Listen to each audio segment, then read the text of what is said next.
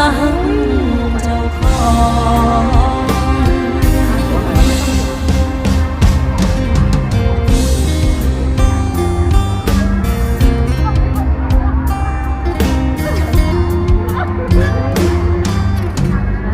ป้าจะตักตรงอย่างนั้นดิป้าจะพึ่ง